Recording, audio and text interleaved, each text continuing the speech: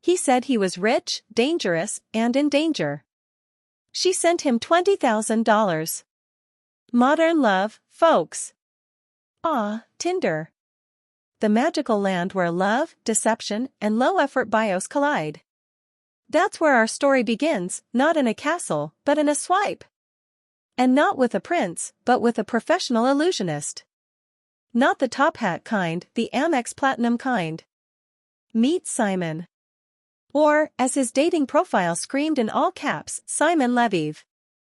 Allegedly the heir to a diamond empire, lover of champagne, connoisseur of helicopters, and casual haver of enemies. Let me clarify one thing early, Simon Leviev is about as related to diamonds as I am to NASA. His real name? Shimon Hayat. Born in Israel, raised by dreams of grandeur, and, spoiler, not even mildly royal. But he had the swagger, the Instagram aesthetic, and the kind of tan you can only get from never working a real job. Now, Simon wasn't just a scammer. Oh no. He was a lifestyle. He didn't just catfish, he created an entire aquarium. Picture this, a Tinder profile with photos on yachts, sipping vintage wine, standing next to Lamborghinis, plural, and flying private with a Louis Vuitton duffel bag so full of cash it should have had its own passport. And women? Women swiped right like they were unlocking a fairy tale. Enter Cece Lie, our first leading lady and professional romantic. Not in the gets paid for it way, but in the has a Pinterest board titled My Future Husband's Smile kind of way. Sweet, starry-eyed, and unfortunately, very swipe-happy. Cece Lie matched with Simon and immediately thought, finally, a man who doesn't start his bio with 6 feet 1 inch if that matters. Instead, Simon sent her videos of 5-star hotels, private jets, and pictures of himself with his bodyguard, a man who looked like he was either ex-military or deeply allergic to smiling. On their first date, Simon flew Cece Lie to another country on a private jet. Yes. First date. You and I are splitting nachos at Chili's, and this woman's boarding a jet like it's Uber Black. Naturally, Cecily's heart did a triple axel. The diamonds. The wealth. The jet lag. She fell hard. And Simon? He played his part like he'd been scamming since kindergarten. Baby, I have enemies, he whispered. The diamond business is dangerous. That's right. He wasn't just rich, he was dramatically rich. The kind that needed security detail, encrypted messages, and someone to spot him 20 grand because his enemies froze his cards. Yes. That happened. He asked Cece Lie for $20,000. For safety reasons. And she, bless her well-meaning, romantically delusional heart, wired it to him. Let me repeat. He said my enemies are after me, and she said let me Venmo you a small fortune. So, Cece Lie sends the money.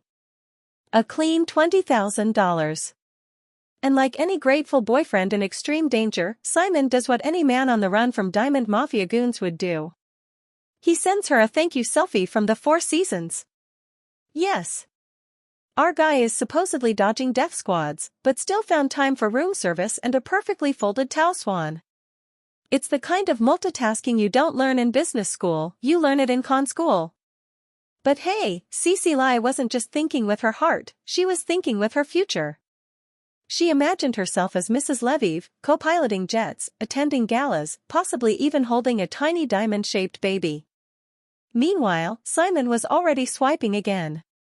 Because here's the thing, Simon didn't run one con at a time. He was a romantic Ponzi scheme with legs. The money he used to impress Cece Lie? That came from another woman he scammed a few weeks earlier. And now that Cece Lie had invested, he moved on to woman number 2, Pernilla. Now, Pernilla was different. She wasn't looking for love. She was looking for a high-end friend. Someone to sip wine with in Monaco and complain about the price of luxury luggage. Simon played along. He whined about his jet fuel bills and showed her bank statements with more zeros than a broken calculator.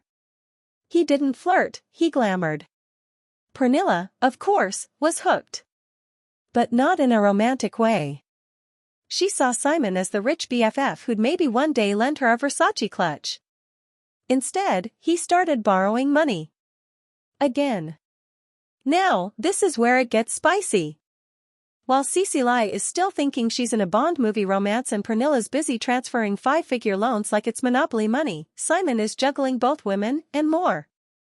Texting them about how his enemies are tracking him, while simultaneously posting photos of himself on jets, at clubs, and next to enough sushi to feed a small island. His bodyguard, remember him? Mr. No Smile even made guest appearances in the scam. Simon would send photos of the bodyguard injured from an attack. Dramatic, blurry, vaguely bruised selfies that looked like they were staged during lunch break at a haunted house. And then came the audio notes. Simon's voice, panicked, whispering. "Baby, I can't talk. It's dangerous. I need more help. More help. As in, another $30,000. At this point, Lie is panicking, Pernilla is confused, and Simon? He's sipping champagne in a private pool shaped like a dollar sign. Oh, and he still has no access to his bank account. You know. Because of enemies. Enemies, apparently, with the power to freeze credit cards but not Instagram. By now, Simon had leveled up from Tinder date to full-blown international investment opportunity, at least in his own mind. And what's a fake billionaire to do when he's got multiple women funding his lifestyle? Simple. He goes shopping. With their money. We're talking Gucci, jets, champagne, 5-star hotels, and those weird $16 airport waters.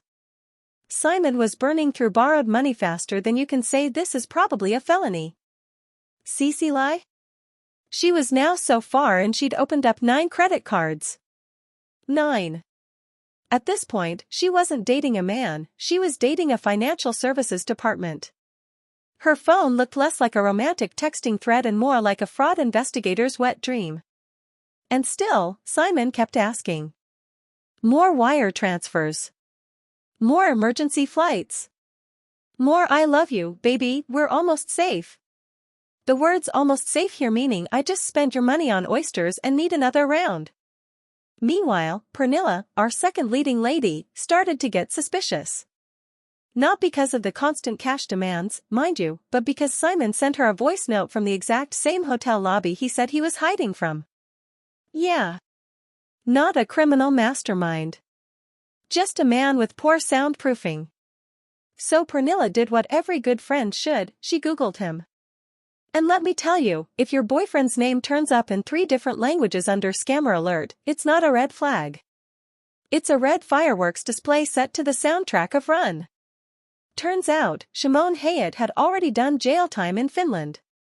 For, wait for it, conning women under a fake identity. You know. Like a greatest hits album, but with felony charges. Lie, still clinging to the dream, didn't want to believe it. After all, she had screenshots. Videos. Romantic voice notes.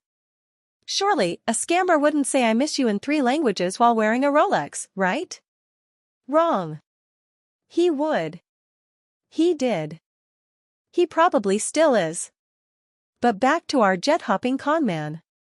While Lie was now dodging debt collectors like it was a competitive sport, Simon had already moved on to woman number 3, a model named Elaine. Same routine. Swipe right, fly her out, seduce with sushi and sob stories. And yes, borrow more money. Except this time? Elaine wasn't just pretty. She was petty. In the best way. She started noticing inconsistencies. Like how Simon claimed he was in Geneva, but his shirt said "Welcome to Ibiza." She decided to play along. And that is when things got fun. So. Elaine.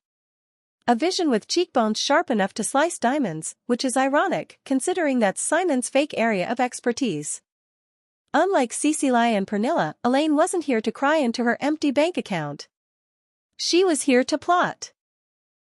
After hearing the exact same "my enemies froze my money" routine, she decided to do a little online snooping of her own. Spoiler, it didn't take much. Turns out, if your boyfriend's face is plastered all over Most Wanted Scammers, European edition, that's generally not ideal. And Simon? He just kept going. Still texting Elaine things like, "Baby, I miss you. Baby, I need help.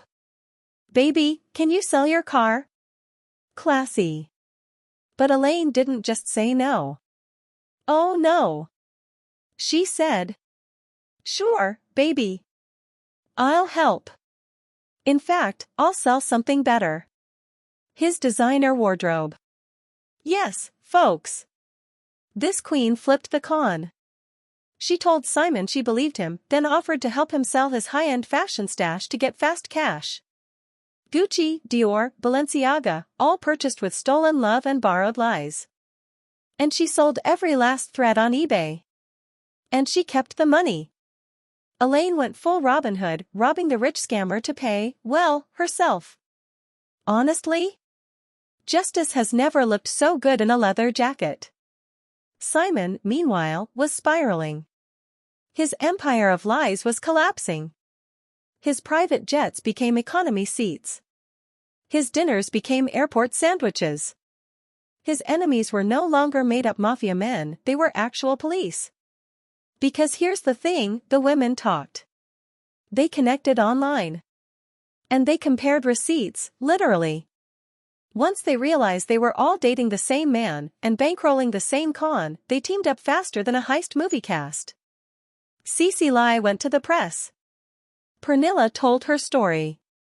Elaine dropped the final mic by sending his exact location to the police. With receipts. And just like that, Simon's diamond-studded house of cards came crashing down. Well, almost. So, Simon got caught. In a rare moment of actual consequences, police in Greece arrested him at the airport with a fake passport and a suitcase full of nonsense. Shimon Hayat, aka Simon Leviev, aka the world's most emotionally expensive boyfriend, was finally behind bars. The charge? Using a false identity. The sentence? 15 months in prison. But here's where the comedy writes itself. He served 5 months. For defrauding multiple women out of hundreds of thousands of dollars across multiple countries using multiple personalities. And the justice system said, yeah, 5 months feels right. Simon walked out of prison and immediately did what every reasonable ex-con does. He started an Instagram career. No, seriously. He posted selfies in front of luxury cars again. Claimed he was a businessman. He even signed with a Hollywood agent, because if you can't be trustworthy, at least be marketable. Meanwhile, Lie was still paying off debt. Pernilla too. Their credit scores looked like they'd been hit by a meteor. Elaine had at least recouped some cash from his wardrobe, but the emotional damage? That doesn't come with return shipping. And Simon? He was now living in Israel, allegedly dating a model, because of course, doing consulting and casually offering business tips on social media. Tip number 1, be born without shame. Tip number 2, get a good tailor. Tip number 3, hope Netflix never makes a documentary about you. Too late. Because yes, the Tinder Swindler documentary dropped, and suddenly, the whole world knew Simon's name. Or at least, one of them. And in a plot twist so absurd it would be rejected from a soap opera. He claimed the documentary was a smear campaign. Yes. Simon, the man who built a multi-level love scam using fake jets and borrowed watches, had the audacity to say he was the victim. I mean, if delusion were a crime, this guy would be serving life without parole. So here we are, the grand finale. Simon's fraud empire? Exposed. His victims? United. The world? Watching the Netflix documentary like it's the latest Marvel movie, only the villains wearing loafers and holding a Louis Vuitton duffel. And Simon? He's thriving? After serving a fraction of his sentence, this man walked out of jail with the confidence of a guy who definitely should not be that confident. He tried to cash in on his notoriety. Tried selling shoutouts on Cameo. Tried launching a dating advice business. Tried, not going away quietly like a normal disgraced fraudster. At one point, he even offered diamond consulting. Yes, the man who knows as much about diamonds as a pigeon knows about real estate was back to pretending he was a gem expert. Meanwhile, the women? Cecily, Pernilla, and Elaine became something of a justice squad. They went public. Told their stories. Helped other women spot the signs. Basically became fraud prevention influencers, because if you're going to be scammed, you might as well turn it into a TED Talk. And despite the chaos, despite the lawsuits, the interviews, and the international headlines, Simon never technically faced trial for most of the financial damage he caused. Because here's the kicker. Much of it happened in a legal gray area. He didn't steal the money, he asked, and they gave. Which, in the eyes of certain legal systems, makes him a walking, grinning, espresso-sipping technicality. So what's he doing today? Well, Simon's still out there. Posting like an influencer. Dressing like a discount Bond villain. Pretending he's a misunderstood entrepreneur who just happened to have a jet, a bodyguard, and a suspicious number of ex-girlfriends who all somehow became emotionally bankrupt and actually bankrupt. And the moral of this very modern, very ridiculous fairy tale? If a man on Tinder says he's rich, hunted by enemies, and urgently needs $30,000, close the app. Delete his number. And maybe, just maybe, don't date anyone with a private jet in their profile pic unless you were invited to board it by a verified airline. Don't try this at home or anywhere, really. Thanks for watching, and remember, it's all fun and games until your boyfriend's bodyguard fakes an injury and you're $200,000 in debt with nothing but a blurry selfie to show for it. Catch you in the next one, where hopefully, someone makes even worse decisions.